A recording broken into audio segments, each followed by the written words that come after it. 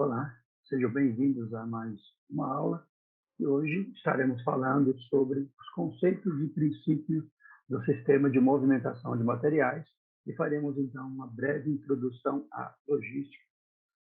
Sejam bem-vindos, eu sou o professor Edenilson e vamos para a nossa aula.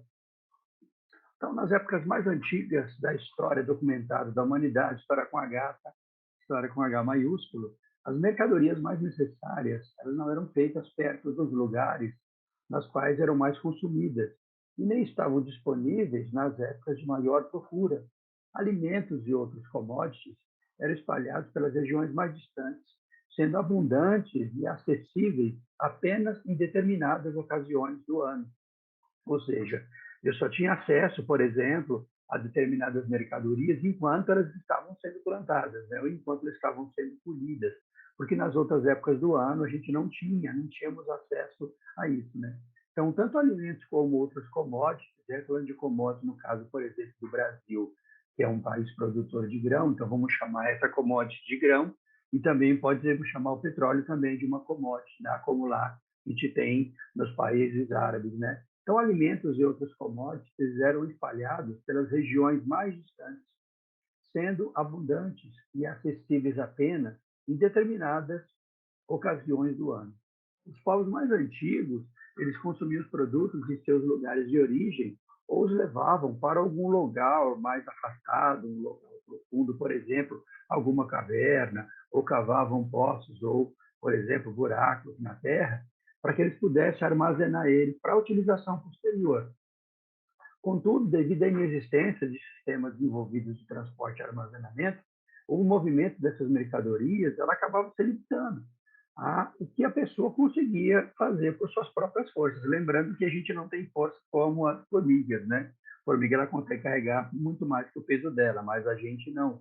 Então, esse era, podemos dizer, um fator que ele podia impedir com que grandes transportes de materiais pudessem ser feitos, né? Porque eu só poderia carregar aquilo com as minhas próprias forças. E outro grande problema também era que os bens perecíveis eles só podiam permanecer guardados por prazos muito curtos. Lembra, a gente não tinha um sistema de refrigeração nessa época. Então, o que as pessoas faziam, né? Que os nossos antepassados eles começaram a fazer para que eu pudesse armazenar os produtos, né? Então, primeiro veio, né, a descoberta do sal. Então, as carnes eram salgadas para poder ficarem por mais tempo, um tempo de validade, podemos dizer assim, né? Se a gente fosse tratar como se fosse hoje em dia. Então, para que ela tivesse um tempo de validade que fosse, por exemplo, mais longo. Ou as carnes também, elas eram armazenadas, né? Elas eram guardadas dentro de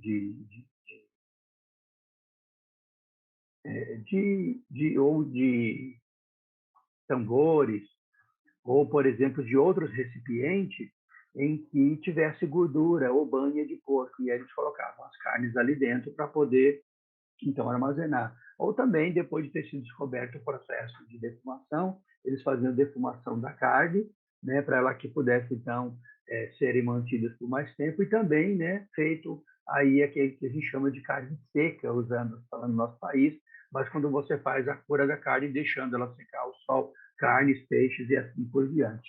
Né? Então, eles tinham que guardar isso de alguma forma, fazer esse tipo de ação sobre o alimento para que pudesse ter ele disponível, porque não tinha sistemas de armazenamento. Então, todo esse sistema ele era muito limitado, né? Tanto esse sistema de transporte como de armazenamento.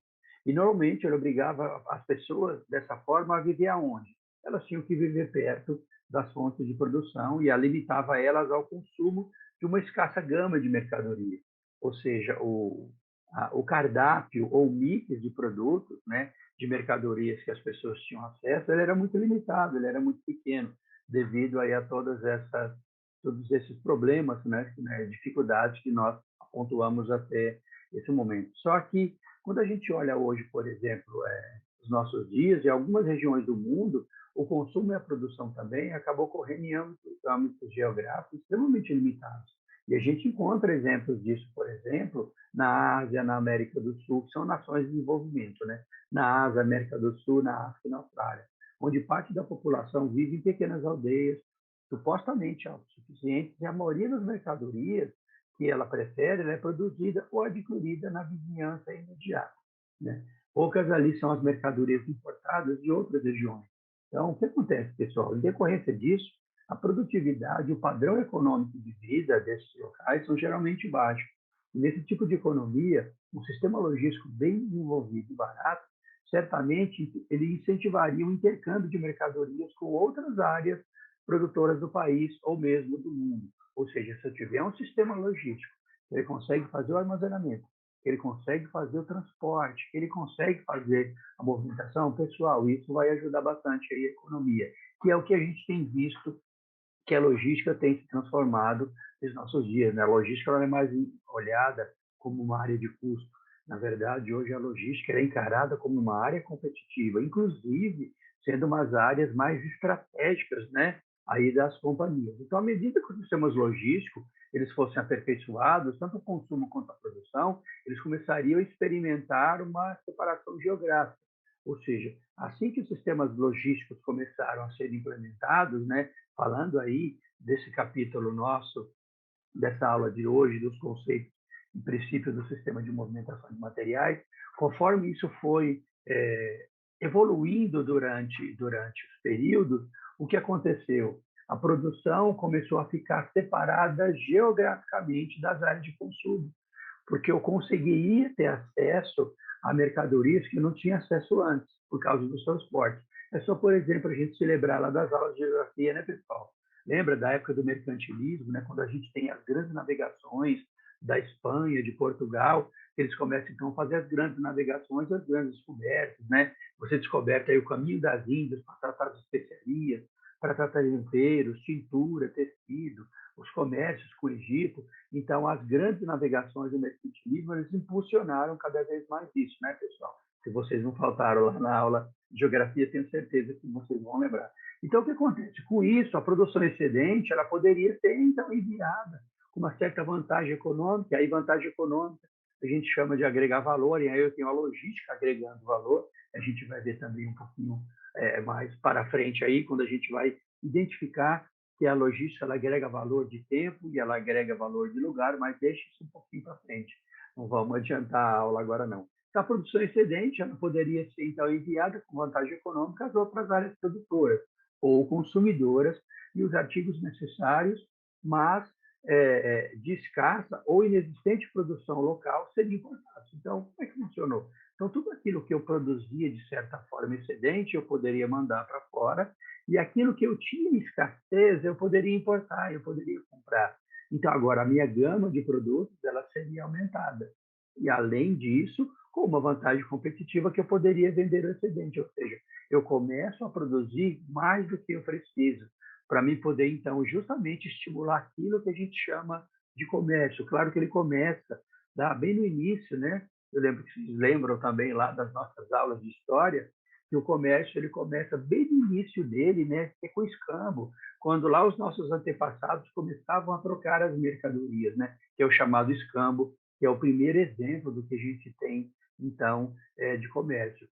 Então, a produção excedente ela poderia ser então enviada com vantagem econômica para outras áreas produtoras ou consumidoras e os artigos que eu precisava, mas é que eles tinham uma produção escassa ou totalmente inexistente, eles eram importados. Aqueles que eu não conseguia, então, ter acesso ou produzir aqui localmente, eu conseguiria trazer de fora. Então, esse processo de intercâmbio ele segue o princípio da vantagem comparativa. E um exemplo muito claro disso, aí para vocês que acompanham as notícias, que acompanham a economia, que tem vontade de aprender um pouco sobre isso, a gente pode dar um exemplo da balança comercial. Então, quando a balança comercial ela é positiva, o que isso significa? Que eu exportei, né, ou seja, eu vendi mais do que eu acabei importando, acabei comprando. Ou seja, eu mandei mais para fora o excedente e eu adquiri, importei ou aqui fiz uma aquisição de mercadorias que eu tenho aqui, de certa forma, escasso. Quando a balança comercial ela é negativa, isso significa que a importação, ou seja, eu comprei mais do que eu vendi. É isso esse exemplo que ele está falando de intercâmbio, que segue o princípio da vantagem comparativa. Tá? Só que também, além disso, o mesmo princípio, o princípio da vantagem comparativa, ele também, quando aplicado a mercados mundiais, por exemplo, ele ajuda a explicar o alto nível do comércio internacional existente. Hoje em dia, a gente tem um volume de comércio muito grande, né, entre os países. Eu li há uns 3 meses atrás, numa das aulas, por exemplo, de marketing, né, que eu estava ministrando, e eu lembro de ter lido uma reportagem, foi até um case que eu levei para a sala de aula, foi um levantamento da Credit Card Mastercard sobre o e-commerce, falando só da bandeira Mastercard, que tinha lá no ano de 2020, né, o e-commerce vendeu no mundo todo, falando só da bandeira da Credit Card Mastercard, 920 bilhões de dólares a mais do que o ano, aliás, 920 bilhões de dólares no ano de 2020, falando só de e-commerce, né? E falando só da bandeira Mastercard. Ou seja, os países, né? Eles comercializaram bastante, inclusive por causa da pandemia, vários países, né, tiveram que adquirir muita mercadoria da China, que é onde se concentra a maioria da produção barata, mão de obra barata. Então, o mesmo princípio, quando ele é aplicado a mercados mundiais, também ele ajuda a explicar o alto nível de comércio internacional hoje existente. A gente vai ver um pouco mais à frente um exemplo, né, de compra de DVD pela Coreia e a venda de software pelos Estados Unidos, para deixar um pouco mais claro também esse exemplo. Tá? Então, sistemas logísticos eficazes, eles acabam dando ao comércio mundial condições de tirar proveito de não serem as terras e as pessoas que nelas vivem uniformemente produtivas. Ou seja, o sistema logístico também, ele acaba por si mesmo ajudando como é que a gente pode dizer, a controlar a demanda, né? É como se fosse um fluxo, um pulmão, né? Como se a logística ela fosse um pulmão que ela consegue controlar a demanda com a oferta. Assim como o pulmão, por exemplo, né? Quando eu inspiro, eu estou enchendo o meu peito de ar, né? Assim também a mesma coisa a logística consegue fazer com a oferta e a demanda, ou seja, ela é esse pulmão que consegue fazer esse controle entre demanda e oferta. Ou seja, por quê? Porque ela consegue fazer isso, porque as pessoas e as terras elas não são uniformemente uma coisa uniforme, é uma coisa linear, né, que acontece sempre na mesma medida. Ela não tem grandes variações como se fosse um dente de serra, né? Ou seja, ela não consegue ser uniforme. Então, a logística, né, é utilizada também nesse forma como um meio competitivo para que eu consiga equalizar justamente essa dificuldade de produção. Ou seja, a logística, até esse ponto que a gente conseguiu ver nesse momento, ela é a essência do comércio. Né? Então, e ela contribui também decisivamente para melhorar o padrão econômico da vida geral. Quando a empresa isolada, operando numa economia de alto nível, a gestão eficaz das atividades logísticas ela é vital. Né? Como nós dissemos aqui já e reforçamos, a função da logística dentro das companhias hoje ela é uma vantagem competitiva e ela é uma vantagem estratégica. Os mercados são muitas vezes de âmbito nacional ou internacional, e mesmo que a produção se concentre em pontos relativamente escassos, as atividades logísticas elas são a ponte que faz a ligação entre locais de produção e mercados separados por tempo e distâncias. A gestão eficaz dessas atividades ela é a preocupação principal que a gente vai trazer para vocês aí durante esse vídeo, tá legal? E é importante também a gente ressaltar que existem, né, a logística ela traz essa questão de essencialidade justamente, né, nesse exemplo que eu disse que eu traria para vocês. Né? O que quis trazer esse case que eu fui extrair aqui do livro do Ronald Ballu, Gerenciamento da Cadeia de Suprimentos Logística Empresarial, quinta edição, Porto Alegre, né, da editora Buchmann, do ano de 2006. Ele traz aqui um exemplo, né, nesse livro, que ele fala exatamente desse exemplo dos consumidores nos Estados Unidos e na Coreia do Sul que compram gravadores de DVD e software de computador. Então, essa tabela está mostrando, claro, gente, uma suposição para poder exemplificar aqui a questão dessa vantagem comparativa, como a gente viu aqui, como a logística é importante. Então, suponha que consumidores nos Estados Unidos e na Coreia do Sul comprem gravadores de DVD e software de computador. No ano seguinte, um número semelhante de pessoas comprará um programa de processamento de textos e um aparelho de televisão. Devido às diferenças nos custos locais de mão de obra, pessoal, tarifas transporte, qualidade do produto, o preço real para os consumidores acaba ficando diferente, porque eu tenho um preço de custo e depois todos esses, como é que a gente pode dizer, todos esses custos operacionais, eles têm que ser acrescentados ao produto, porque senão o produtor ele acaba perdendo ali aquela margem que ele tem de lucro. Então, esses preços, de certa forma, esses custos, eles são embutidos no produto e quem paga a conta final somos eu e você. São os consumidores que acabam pagando aí essa conta no final, né? A conta fecha quando a gente faz esse pagamento final. Então, como a gente consegue ver aí nesse, nesse slide, né? Então, devido às diferenças nos custos locais de mão de obra, tarifa, transporte, qualidade de produto, como a gente já disse, o preço real para os consumidores fica diferente, como mostrado na tabela aí 1.1. Ou seja, um sul-coreano e um norte-americano, neste caso a economia de ambos os países, a que a gente está considerando, devem pagar a soma de R$ 1.450, $1.450, desculpa, ou seja, para suprir as suas necessidades. Né? Vamos deixar marcado aqui, vamos usar a nossa caneta para poder marcar aqui no nosso slide. Olha lá, 1.450 são o que os dois aí estão pagando. Vamos só apagar aqui, para não ficar ruim o nosso slide. Passar a borracha aqui.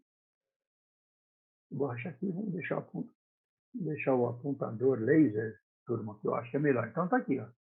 Tanto um como o outro, né, vão ter que pagar $1.450, as duas economias comprando, certo? No entanto, se cada uma dessas economias negociar com outra aquelas mercadorias nas quais ela tem o melhor custo, tanto os consumidores quanto as respectivas economias vão acabar sair ganhando, né, pessoal?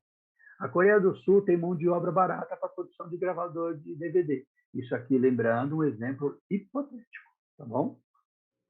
Então, a Coreia do Sul tem mão de obra barata para a produção de gravadores de DVD, enquanto que os Estados Unidos ele tem vantagem na produção de software de baixo custo e de alta qualidade. Graças à disponibilidade de transporte barato e confiável, é evidente a vantagem econômica de especializar-se naquele produto que pode ser feito a menor custo e comprar de outro país concorrente. E aí, quando a gente fala em transporte barato, aí nós estamos falando, né, lembrando das nossas aulas aí de logística passada, estamos falando do modal aquaviário, é aquele de longa distância, de trazer via contêineres e assim por diante. Apesar da distância ser muito longa, né, o custo compensa porque eu trago em grandes quantidades. E também o tempo, né? Eu tenho que levar em consideração tanto o custo, que é barato, mas também ele tem um tempo maior. Então, todas essas variáveis devem ser, inclusive, avaliadas quando você faz contratação de frete. Mas no nosso exemplo hipotético aqui, ele se encaixa muito bem. Então, com transporte a custo razoável, a Coreia do Sul pode vender DVD nos Estados Unidos a um preço inferior ao do produto feito e transportado localmente. Ou seja, é mais barato, então, para ela fica muito melhor ela vender DVD no Zé a um preço inferior do que ela teria feito localmente. E é o que acontece também, muitas das vezes, com as mercadorias que são produzidas na China.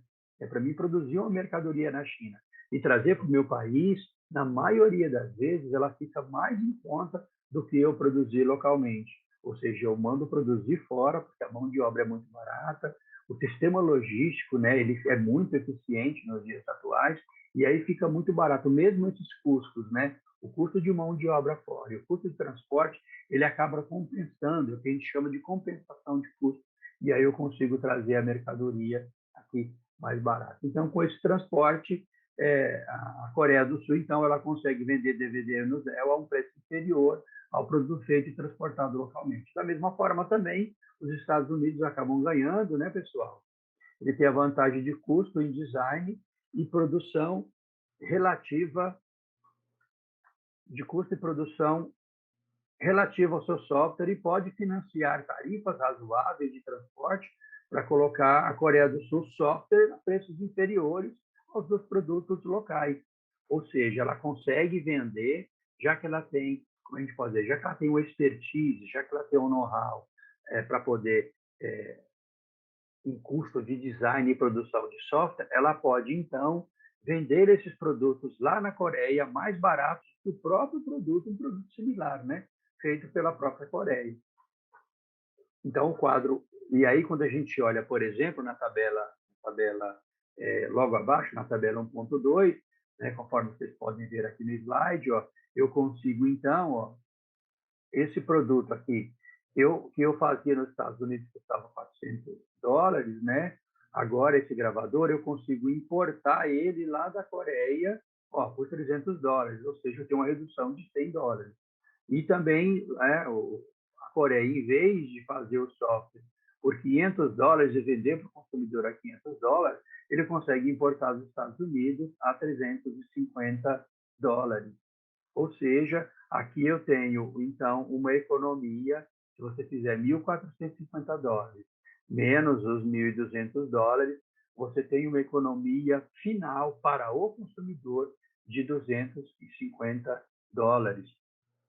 E aí, se você fizer uma porcentagem, né, se você dividir $250 por $1.450, você consegue chegar numa porcentagem, lembrando lá das nossas aulas de matemática, né, se você dividir $250 por $1.450, né, vai dar 0,17, você multiplica isso por 100, você tem, então, uma redução de custo de 17,24% no preço total.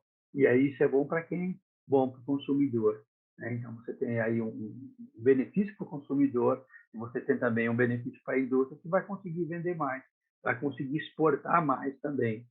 Então, você vê que, por exemplo, essa compensação de custo, ela é muito eficaz e, pasmem, ela foi pensada na primeira vez por um francês, não me recordo agora o nome dele, mas nas próximas aulas eu vou trazer para vocês, um francês que ele, ou se eu achar aqui no material, ao longo da aula, eu posso passar para vocês também. Mas foi um francês que começou a pensar nessa compensação de custo aí nos primórdios, né, falando sobre logística, pensando sobre logística, ele começou então a pensar nessa compensação de custos e aí ver a vantagem que a gente tem em utilizar esse tipo de metodologia.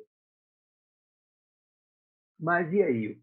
Se a gente for pensar bem, pensando no tudo que a gente tem visto agora, o que realmente é a logística, né? Qual é a definição de logística? Né? Então, vamos fazer uma definição aqui um pouco didática e depois a gente entra na definição conforme aí os estudiosos. Né? Então, didaticamente, aqui para nós, né, do nosso dia a dia aqui, nós vamos fazer o seguinte, que a logística ela trata de todas as atividades de movimentação e armazenagem que facilitam o fluxo de produtos e serviços, desde o ponto de aquisição de matéria-prima até o ponto de consumo final. Ou seja, desde o momento em que eu faço a aquisição, né, e aí eu estou falando do departamento de compras, quando eu faço a aquisição, quando eu faço a compra da matéria-prima, até o produto ser entregue, ser utilizado, né, ser entregue no ponto final, e aí a gente vai um pouco mais para frente disso, a gente vai ver, porque além do ponto de consumo final que tenho, depois eu vou ter lá uma outra área da logística, que é a logística reversa, que ela vai tratar do pós-venda e também ela vai tratar do pós-consumo. Do pós-venda e se o produto apresentar algum defeito? Né? E se o produto tiver algum vício? E se o cliente, por exemplo, desistir da compra, né? Imagine que você comprou alguma coisa fez alguma compra pela internet e, de acordo com o CDC, o Código de Defesa do Consumidor, você tem até 7 dias para poder fazer a devolução sem fazer qualquer explicação. Você pode dizer que está arrependido da compra e você poder fazer a devolução do produto. Ou o produto veio com avaria, veio na cor diferente, não veio com a especificação que você tinha, até porque você compra por um catálogo online e o produto pode não ser diferente, mesmo tendo aquela mensagem, como normalmente é colocado, né, que a imagem é meramente ilustrativa e pode não trazer as características reais. O Código de Defesa do Consumidor ele defende, né, a gente nesse ponto. Então, você tem até 7 dias para poder fazer a devolução do produto, ter o seu dinheiro de volta, o estorno da sua mercadoria, né? E você tem sem precisar de qualquer burocracia. Essa é uma lei muito bem elaborada, um princípio muito bem elaborado que defende o consumidor, né, de ser lesado por pessoas, por exemplo, com más intenções, podemos dizer assim. Tá bom, pessoal? Então, esse aqui, então, é como a gente pode dizer, é uma definição um pouco mais didática. Mas o que será, então, que os especialistas dizem sobre isso? E aí eu coloquei aqui, desse canto esquerdo aqui no nosso slide, né, essa figura que foi retirada desse site, ele fala justamente sobre a história da logística, e essa imagem aqui é a imagem de um exército. Então, a primeira referência que a gente tem, falando sobre logística, é uma referência militar. A gente vai ver até a definição. Não, eu vou comentar com vocês a definição, então, da logística, que você tem nos dicionários, ela realmente tem uma origem militar. Né? Por quê? Imagine que para uma guerra, olha a quantidade de suprimentos, de atividades que tem que ser realizada. Né? Então, eles precisam de munição. Já pensou faltar munição, né, no front? Já pensou faltar munição no fronte de batalha? Ou faltar comida, né? Ou faltar o uniforme? Ou faltar, por exemplo, lá a bota, o calçado? Porque a água, eles levam água, mas a maioria, né, dos exércitos, sempre quando eles faziam acampamento, eles fazem sempre, né, a área de acampamento deles para as lutas, para se preparar, sempre eles vão fazer perto de algum local que tenha água, que não dá para ficar transportando água. Então, sempre eles vão acampar próximo de locais onde tem água. Né? Por exemplo, né, se a gente for falar, trazendo o exemplo de logística, por exemplo, para nós, aqui, Napoleão. Napoleão foi um grande conquistador. E para quem que Napoleão perdeu a guerra? Napoleão perdeu a guerra para o general frio na Rússia, porque ele invadiu a Rússia numa época que estava extremamente frio e os seus soldados não estavam devidamente paramentados, né? Não estavam devidamente protegidos do frio. Ele tinha feito várias campanhas e acabou, então, perdendo a guerra da Rússia para o general Frio, por uma questão de abastecimento, né? Por uma questão de abastecimento, por uma questão logística, tá bom? E aqui do lado direito, né? Aqui eu coloquei uma pintura, né, de Debré, que é um pintor francês. Ele fez uma ilustração, né? Aqui um carregamento de carvão, e aqui nós temos, então, aqui o condutor, podemos dizer assim, né, está levando essa carga de carvão que eles estão fazendo justamente sobre animais, e aqui que fala que são animais de carga de origem platina, é justamente na região que você tem ali Rio Grande do Sul, Argentina, Uruguai, Paraguai. Então, esses animais de origem platina dessas regiões, se percebeu que esses animais eles eram muito rápidos para fazer o transporte de cargas de longa distância numa geografia extremamente acidentada, né, pessoal? Que é o nosso país, um país de dimensões continentais, como a gente aí tem aprendido nas aulas de geografia. Então, eles perceberam, né, que esse tipo de animal era o mais adequado para fazer transporte. De certa forma, já está, podemos já trazer isso, né, para essa disciplina que nós estamos vendo hoje, justamente que é o melhor equipamento para poder fazer o transporte mais adequado. Você pode ver que isso não é algo novo, né? E já remonta de períodos já bem anteriores. Mas trazendo aí, então, essa definição, como eu falei para vocês, então, uma definição dicionarizada, né, utilizada no dicionário, creio que vocês devem ter dicionário aí na de vocês, se não tiver irmãozinho, deve ter lá um dicionário que eles usam nas aulas ainda, né, falando do primeiro até a oitava série, e você ainda tem que usar lá dicionário, aliás, a quinta e oitava série, dicionário de português, dicionário de espanhol e de inglês e assim por diante. Então, uma definição dicionarizada do termo logística é a que diz o seguinte, que o ramo da ciência militar que lida com obtenção, manutenção, transporte de material, de pessoal, de instalações.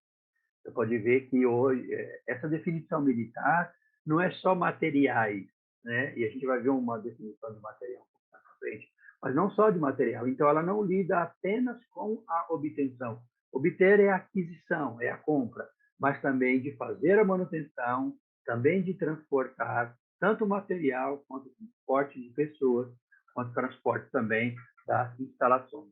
Então, fica claro, quando a gente lê essa definição, que essa definição ela situa a logística num contexto militar, dadas as distinções entre os objetivos e atividades empresariais e militares.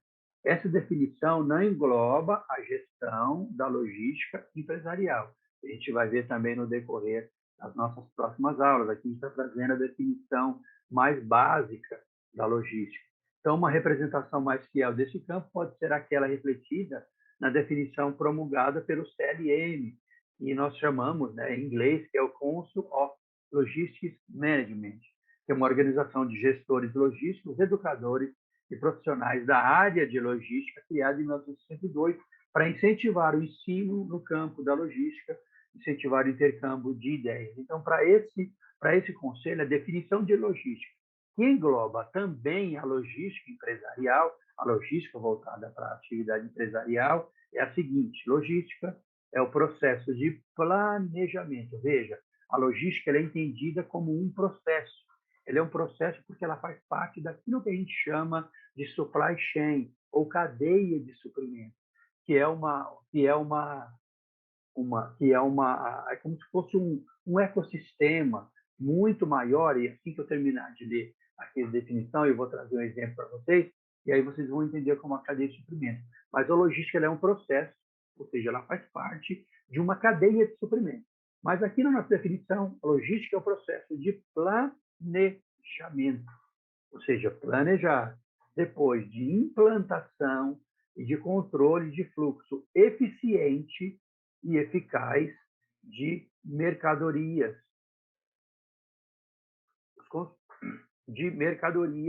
serviços e das informações relativas desde o ponto de origem. Lembra lá da matéria-prima que a gente vai fazer aquisição via fornecedor, até o ponto de consumo, com o propósito de atender às exigências do cliente. Então, você pode ver que aqui, né, pessoal, a gente consegue observar por essa definição que ela é uma definição bem melhor, é uma excelente definição, uma vez que ela abrange a noção de que o fluxo de mercadoria deve ser acompanhado desde o ponto que existe como matéria-prima até aquele em que elas são descartadas. E aí nós estamos falando, então, da logística de pós-consumo. Então, imagine que um bem que eu adquiri, ele chegou no tempo final de vida útil dele, uma geladeira. O que você faz com uma geladeira? Você não pode jogar a geladeira no lixo, você não pode descartar ela no lixo, né? Por quê? Até porque existe o PNL, que é o Plano Nacional, né? O PNRL, né? Que é o Plano Nacional de Resíduos Sólidos, né? Que você vai ter que fazer a disponibilização desses resíduos. Como pneus, por exemplo, existe uma regulamentação, inclusive do CONAMA, que é o Conselho Nacional do Meio Ambiente, que ele começou no ano de 2014, que você, dependendo da produção de pneus que você tem que ir retirando produtos, tem que ir retirando pneus do mercado. Ou seja, os próprios produtores, eles são responsáveis por retirar, então, esses produtos novamente, depois de serem usados, eles têm que voltar de alguma forma, serem reciclados e serem utilizados, né?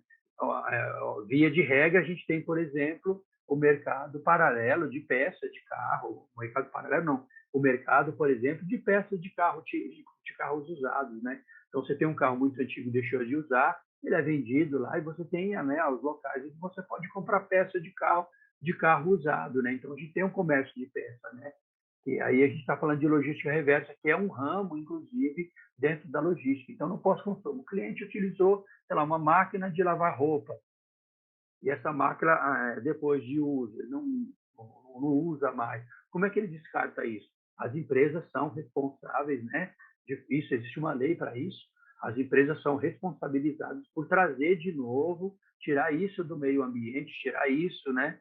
Voltar de alguma forma para a indústria, e aí você poder utilizar, inclusive, peças, né? Que a gente chama de peças intercambiáveis, que elas serão utilizadas novamente para a produção. Né? E trazendo só um dado aqui como curiosidade para vocês, falando, por exemplo, da lata de alumínio. Né? O Brasil ele é o maior reciclador de lata de alumínio do mundo.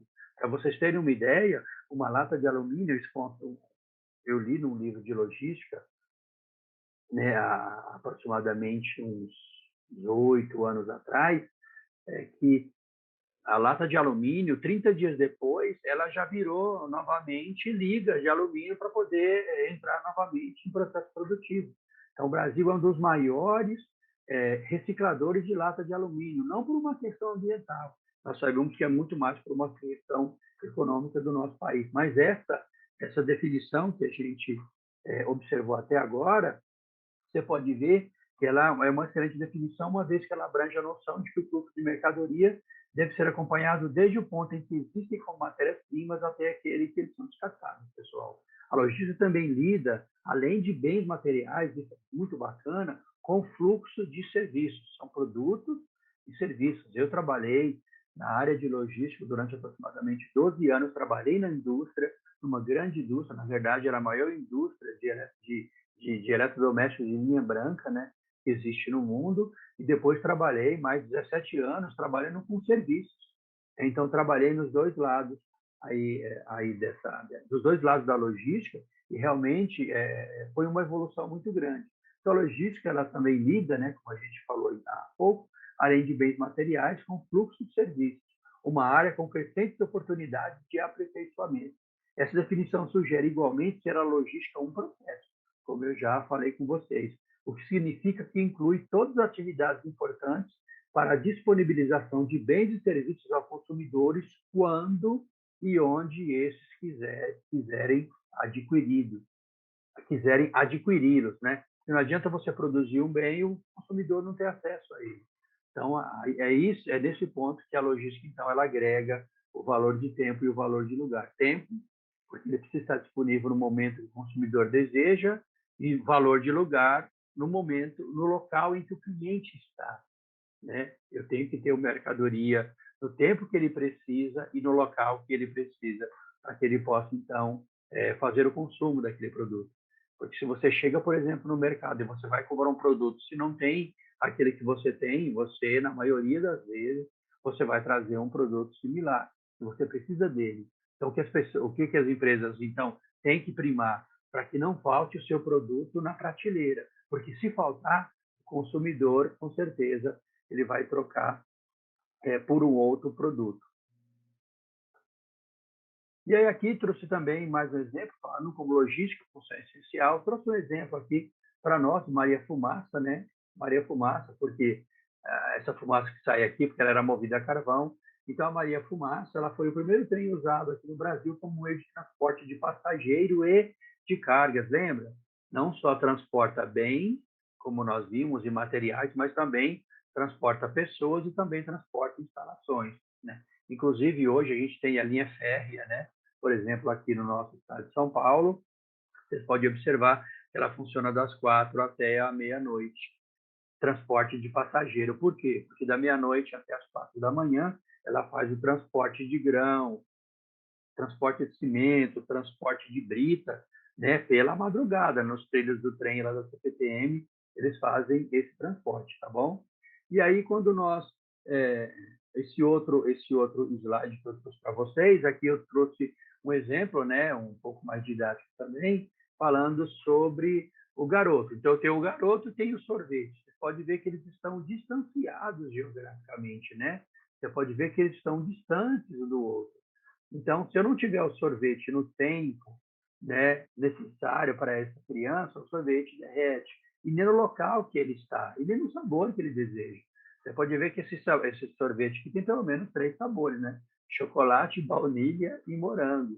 Então, se eu não tiver isso disponível para esse consumidor, ele não vai adquirir. E é isso que exatamente a logística faz, é o que a gente vai ver sobre os sistemas de movimentação, expedição e distribuição. É exatamente isso. É fazer com que esse sorvete, tudo isso, chegue até o consumidor final. Porque senão, o que vai se parecer no nosso sistema logístico? Vai parecer com uma palavra cruzada, né? Quando você olha aqui, por exemplo, o que é isso? É uma palavra cruzada, né? Quando eu olho para ela, o que eu vejo? Eu só vejo várias letras. Mas se eu começar a procurar, né, o que vai acontecer? Eu vou identificar algumas palavras dentro dessa palavra cruzada. A logística também é da mesma forma. Ela, a cadeia de suprimento, como a gente diz, ela é composta de várias outras atividades, e o fim dessas atividades sempre vai ser a satisfação dessa pessoa, que é a satisfação do consumidor, né? Se você não fizer com que as áreas trabalhem de forma uniforme e trabalhem de forma eficiente, de forma eficaz, o que acontece? Elas vão ser só mais um tabuleiro de palavras cruzadas. Ou seja, a logística ela tem essa função e é uma função extremamente especial. A abordagem logística ela tem como função estudar a maneira como a administração pode otimizar os recursos de suprimento, estoque e distribuição, tanto de produtos e de serviços. E outra coisa também que acompanha tudo isso aqui é o fluxo de informações. Então, quando eu faço uma venda, meu sistema de venda está sendo alimentado. Quando eu faço o meu sistema financeiro está implementado. Quando eu faço uma venda, o meu estoque também saiu uma peça de lá, né? E aí a gente tem aquilo que a gente chama, né, de estoque contábil e estoque físico. Então, quando alguém emite um pedido, o sistema automaticamente ele vai alocar contabilmente aquele produto, ou seja, ele faz essa recuperação financeira dele no sistema, ele aloca contabilmente para que ele não seja vendido, apesar do produto ainda estar no estoque, para que ele não seja vendido posteriormente, tá, pessoal? Então, ele cuida tanto de produtos quanto de serviços. E é interessante também, quando a gente fala sobre isso, né? Naquele exemplo anterior, quando eu falei de agregar valor, a logística ela tem uma importância enorme quando a gente fala da cadeia de suprimentos. E aí, trazendo exemplo de cadeia de suprimentos, né, me recordei agora de um case que eu li há um tempo atrás, a história da Kodak, que vocês devem conhecer. A Kodak ela foi, durante muitos anos, a maior indústria, né, de máquina fotográfica do mundo. Mas não só de máquina fotográfica. A Kodak ela fazia máquina fotográfica, ela fazia os filmes e ela também tomava o mercado de, de revelação também ela dera. Ou seja, isso é toda a cadeia de suprimento, toda a cadeia logística, né? Toda a cadeia de fotografia, toda a cadeia de suprimento era da Kodak. Então, ela fazia as máquinas, ela fazia os filmes e ela também revelava, né? Ou seja, toda a cadeia. Então, quando a gente fala de cadeia de suprimento, pensa nesse ecossistema, pensa nesse exemplo da Kodak, aí fica mais fácil para vocês. E ela foi líder durante muitos anos, né? E ela chegou a criar, inclusive, a tecnologia da câmera digital, mas acabou não sendo usada. Os próprios administradores, os executivos da companhia não viram valor nisso, ou viram valor, mas ficaram preocupados porque se eles lançassem a câmera digital, o que ia acontecer com os filmes que eles produziram, né, que eles produziam? Eles iam ter grandes prejuízos, né? Então, eles optaram por não ir para frente com essa ideia, que inclusive tinha uma patente e tudo, e aí depois vieram outras companhias que começaram a fazer isso, e a Kodak acabou falindo, se eu não me engano, no ano de 2012. Ela acabou falindo, uma empresa que inventou a tecnologia da, da câmera digital e tinha todo o mercado de filme e de revelação e de criação de máquina. Ela acabou falindo, se eu não me engano, no ano de 2012. Tá? Depois posso me certificar para vocês também. Então, a logística ela trata da criação de valor. É isso que é importante a gente trazer aqui nessa aula inicial para vocês.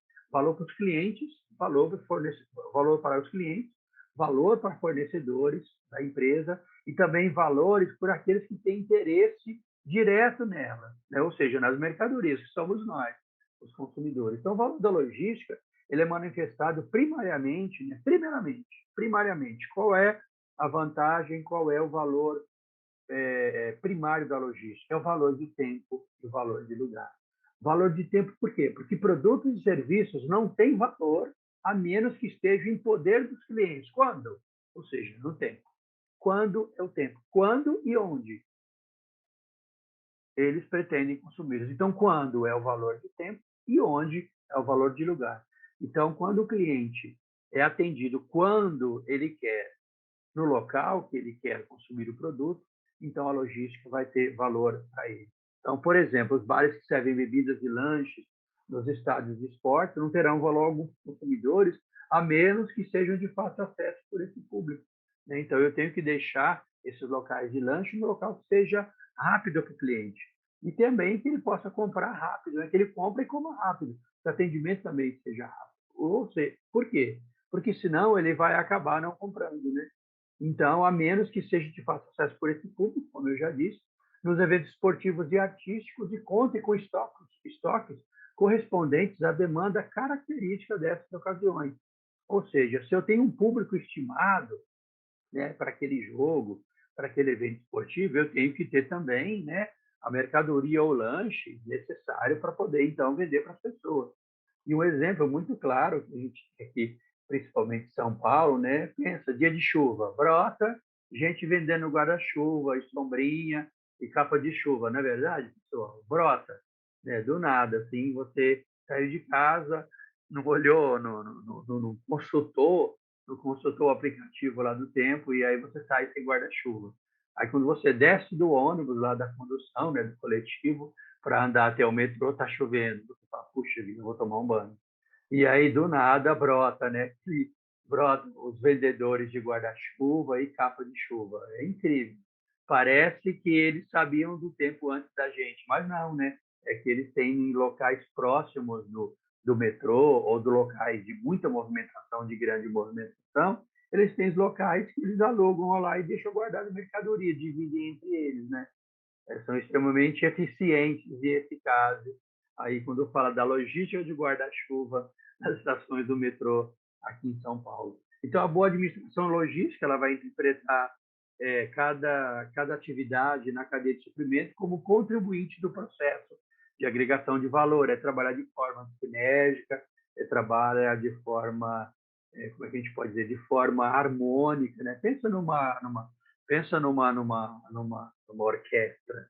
Você tem um maestro lá na frente com a batuta, mas cada pessoa sabe exatamente o momento que ele deve entrar.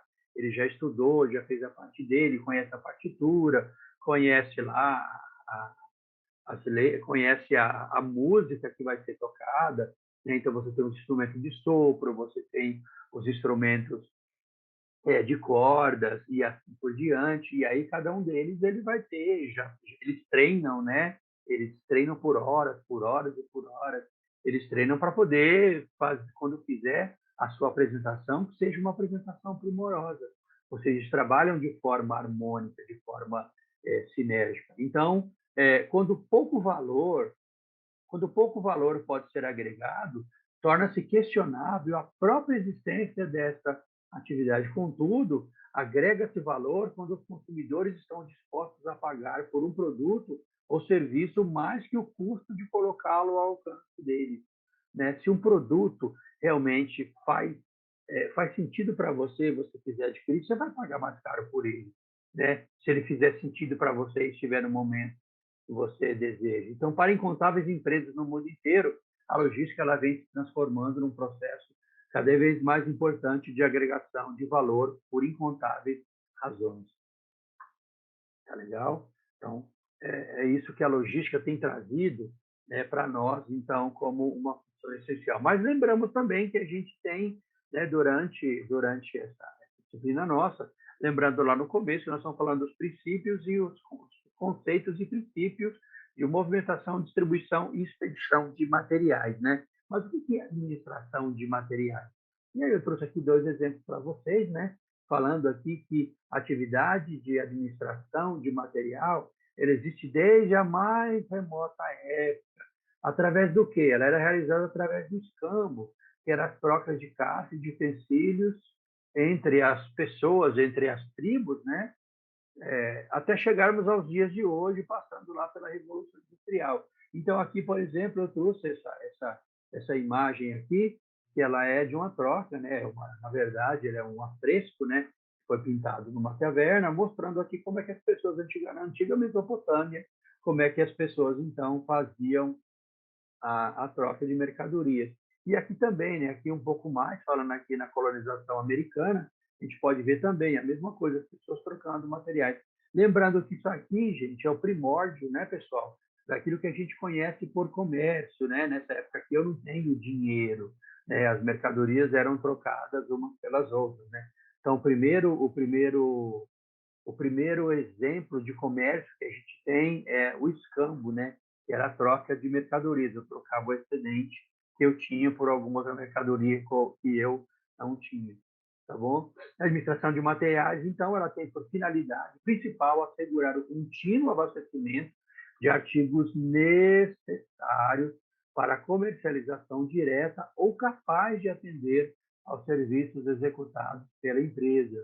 Essa é uma das definições. Uma outra definição mais didática para nós, né? Conjunto de atividades conduzidas em uma organização, visando a supri-la com os materiais necessários ao desempenho de suas atribuições. Lembra?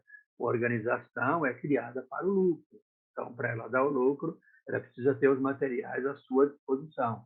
Então, a administração de materiais ela vai fazer exatamente isso, é ajudar a empresa a desempenhar o papel para o qual ela foi criada. Então, pessoal, para complementarmos um pouco mais a aula de hoje, vamos trazer aqui então para vocês um vídeo que traz um breve resumo, na verdade, da evolução da logística.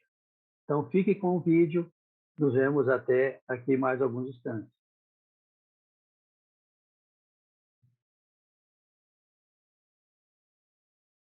A evolução da logística. Mas o que é isso que possibilita encontrarmos produtos asiáticos na feira do bairro, saber instantaneamente o que está acontecendo do outro lado do mundo, comprarmos pela internet e recebermos em nossas casas em poucos dias? Vamos juntos acompanhar a trajetória daquilo que movimenta o mundo no século XXI e se tornou conhecido com o nome de logística.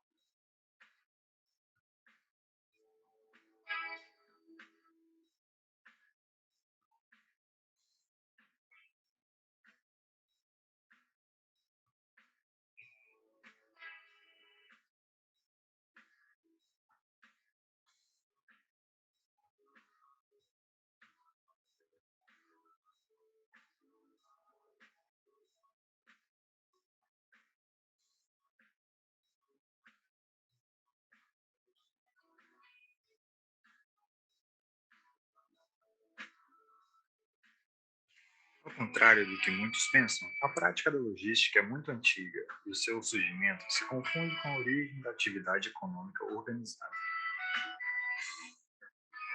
Com o abandono da vida nômade e puramente extrativista, o homem deu início às atividades produtivas organizadas.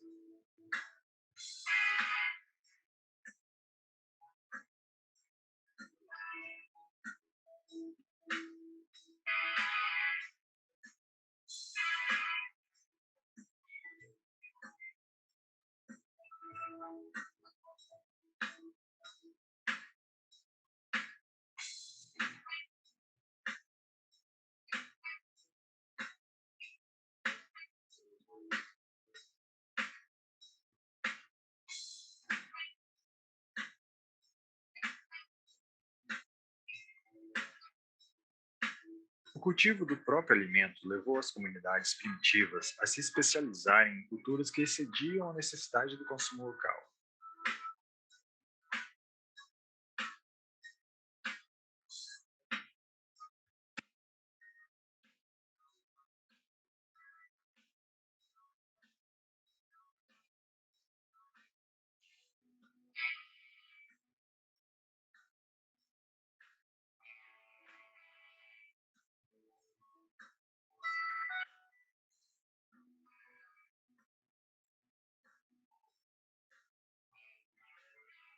Com a produção especializada e a troca de excedentes com tribos vizinhas, surgiram três das mais importantes funções logísticas: o estoque, a armazenagem e o transporte.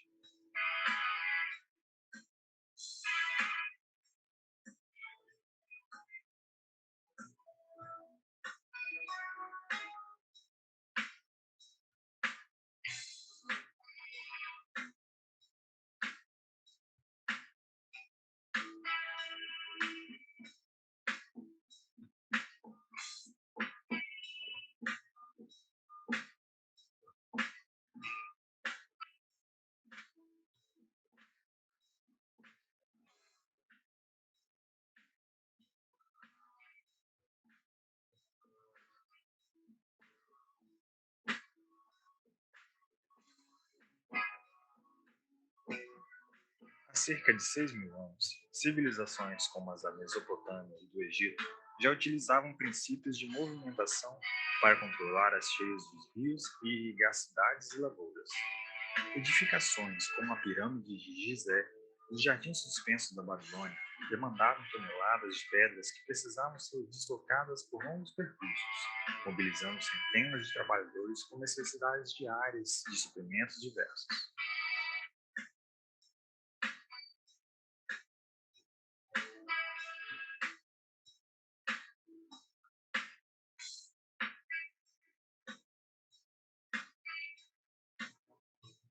Mas foi nas operações militares que a logística ganhou especial destaque.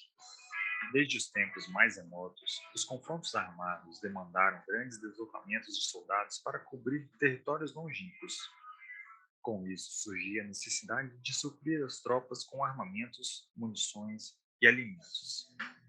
Era necessária uma complexa organização logística que muitas vezes correspondia a uma das principais estratégias para definir a guerra.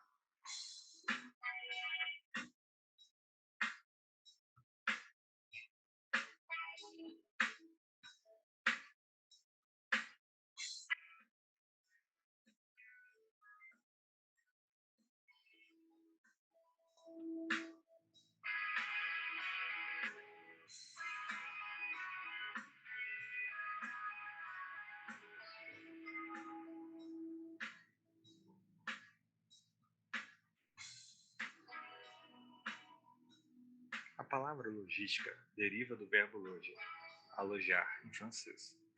O termo surgiu no campo de batalha e passou a ser associado ao transporte, abastecimento e alojamento de tropas.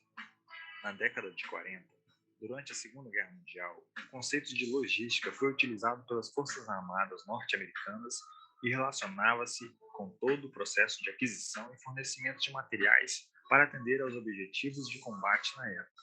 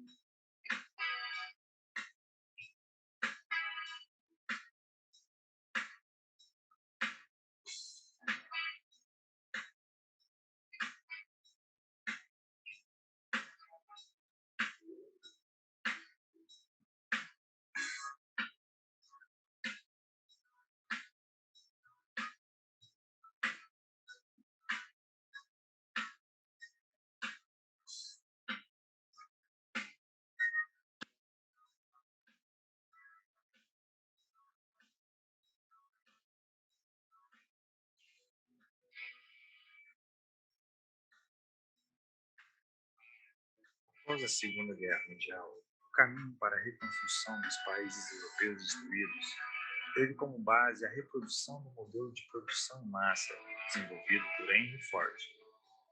A chave para seu sucesso foi o desenvolvimento de peças intercambiáveis e a facilidade de ajustá-las entre si, tornando possível a implementação da linha de montagem com poucas tarefas de ajustes complexos. Essa concepção de produção provocou uma nova forma de organização, impulsionando o desenvolvimento da logística no âmbito empresarial.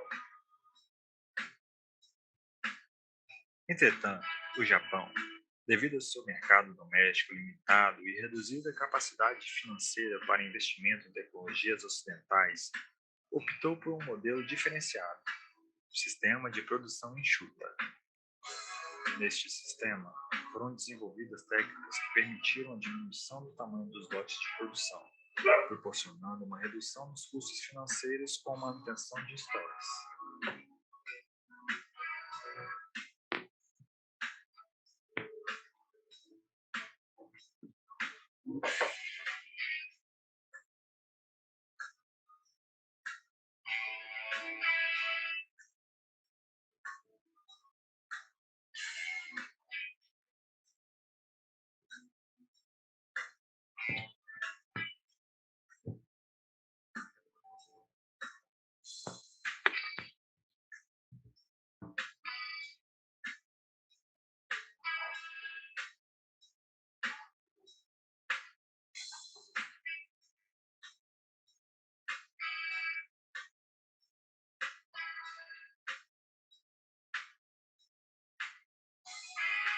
A adoção dessas técnicas permitiu uma economia com a redução do desperdício, através do aumento da preocupação com a qualidade das peças fabricadas, cujos defeitos eram identificados e corrigidos imediatamente.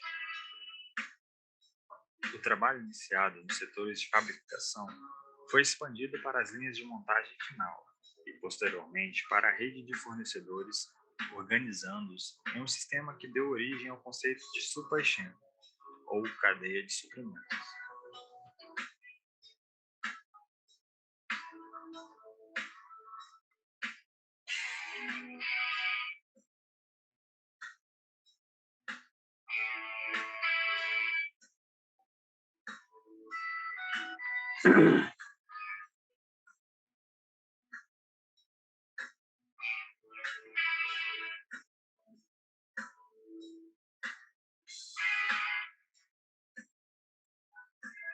A década de 60 marca o começo de uma visão integrada nas questões logísticas, explorando-se aspectos como o custo total e a abordagem de sistemas. O foco deixa de recair sobre a distribuição para englobar um espectro mais amplo de funções, sob a influência da economia industrial.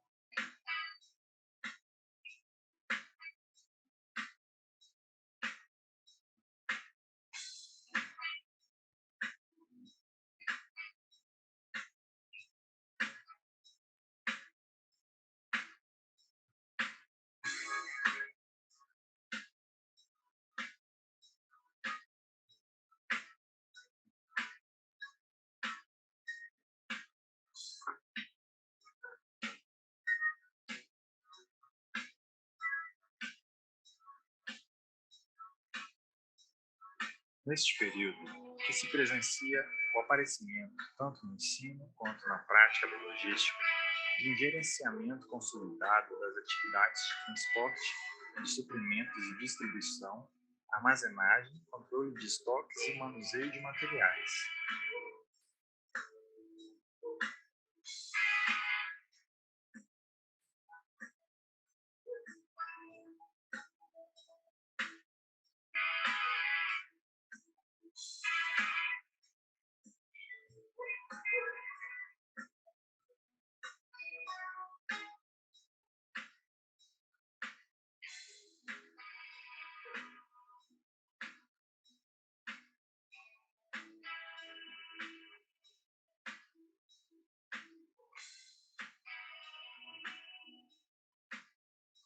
A partir de 1990, algumas condições econômicas possibilitaram que a logística fosse entendida como a junção da administração de materiais com a distribuição física.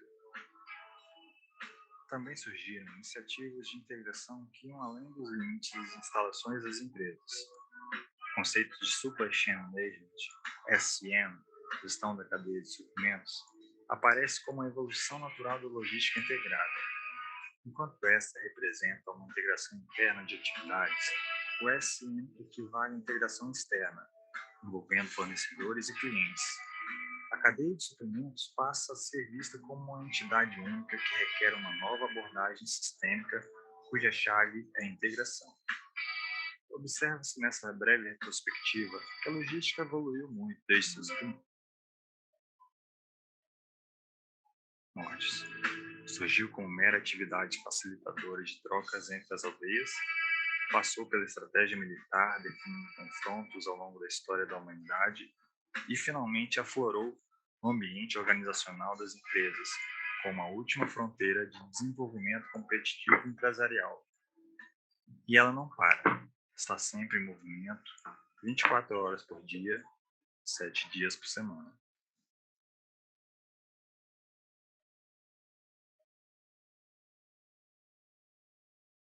Bom, pessoal, espero que vocês tenham gostado da aula, tenham gostado do vídeo. Um abraço e até a próxima.